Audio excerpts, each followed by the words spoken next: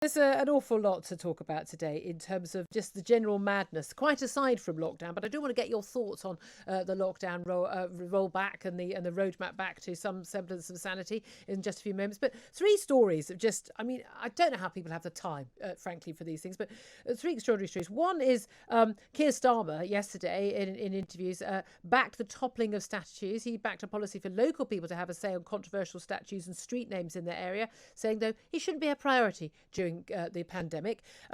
We also saw Oxford graduates being told that it's simply not being racist isn't good enough, and they must be prepared to take action on the issue. This is from a workshop at St Hugh's College at Oxford, amid growing scrutiny of anti-racism training across the university.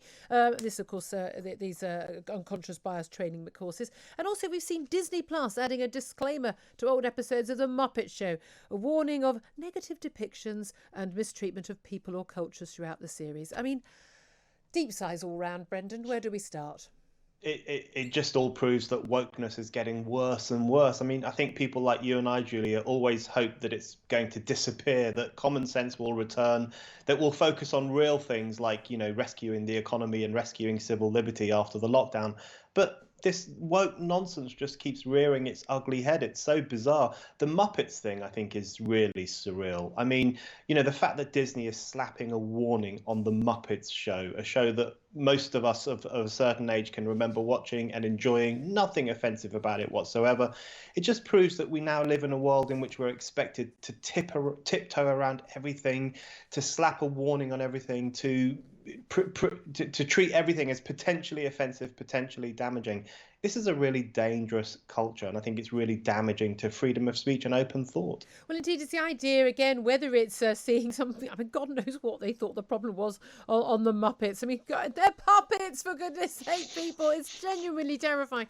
But also the idea, the statues are in some way going to be, making people's lives worse. But also, I mean, with this ongoing issue with this mad unconscious bias training, which is now totally proven not to actually work at all. And indeed, to actually, I think, encourages people to see race. I mean, you and I have discussed this so many times. We were raised by parents in a society where you were encouraged not to see race, not to pretend it didn't exist, not to pretend that people didn't look different or perhaps have different cultural backgrounds, but the idea that you treated people based on what they said and what they did, and not the colour of their skin or anything else. And yet now we're told we should be consciously aware of race all the time in all our dealings with people.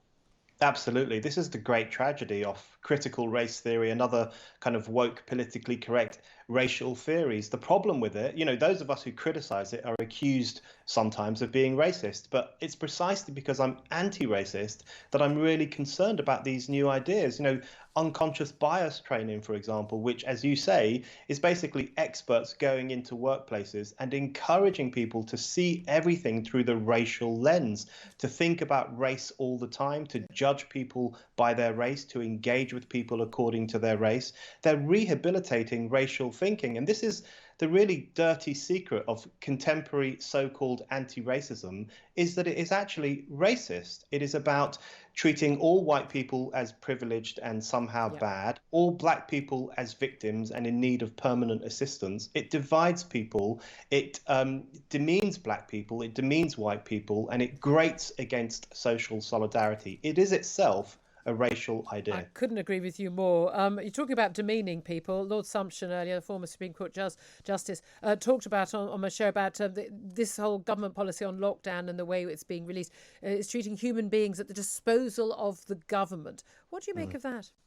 I think that's a really good point. And Lord Sumption has been a font of wisdom throughout this whole pandemic. He's been really sensible in relation to all of this stuff, and of course he's been demonized for being sensible, as is the way the things work these days.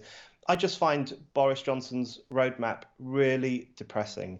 And what's depressing is that we were told that when the vaccines were rolled out to the old and the vulnerable, to the people who are most likely by a long shot to die from this disease, we were told that once that had happened, we would get back to normal. Because, of course, it's not the government's job to protect us from mild illness. It's not the government's job to protect us from all risks. You can't have a zero risk society. So we were all prepared to go back into the world, to get our freedoms back, to go back to work, and to run the risk of getting flu-like symptoms, which is what COVID will be once we've all been vaccinated. Yep. But now they're pushing the date back further and further. And I think they're squandering the wonderful opportunity that has been given to us by our vaccination program.